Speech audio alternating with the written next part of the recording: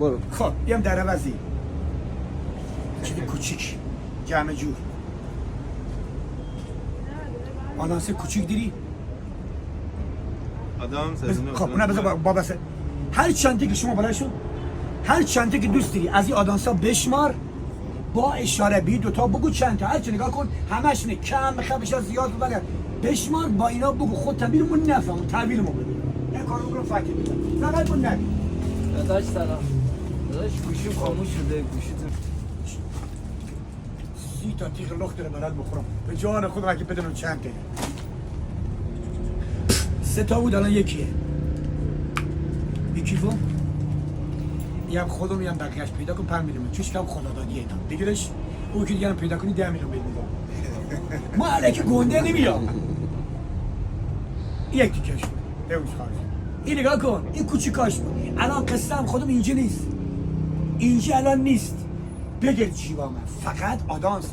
خطبت زیاد دارم یک دونم دربیر خیولد یک دونم دربیر بگوی آدانس کیف پول موبایل مزرم لخ از اینجا برم بیرون این یکیش یکی دیگر این جرأت داره بدون ایزم واسطه ها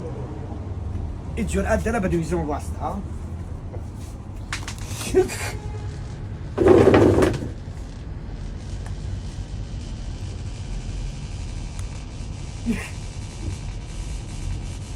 دستم بگاه کنم بره بیرون کم بره بگیرش عمره رگی پیداش کن اینا کوچیکاشه نگاه کن اینا کوچیکاشه پیش با افتاده هاشه آقا جلیلی یک حرکت دیگه برو. باز زمان بگذاره خاموش کن ساچمه از توش کم 10 میلیون اندازه ساچمه اندازه همو ها ساچمه ها نه که از پلاستیک ساچمه اندازه همو دیشب این کاره کنم خاموش چون میخوام برای 10 میلیون از اون بیشتر نمیتونم باز دیشب انبار بسیده یه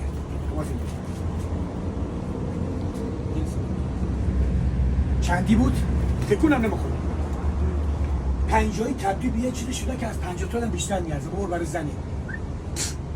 یه یک گردمند 299 تو پلاستیک منگرزه بابا برای خانم صاحبش هم راضی بوده بگه این جیبا ما یا مستیرم بگه این کیف میف همه رو نگاه کن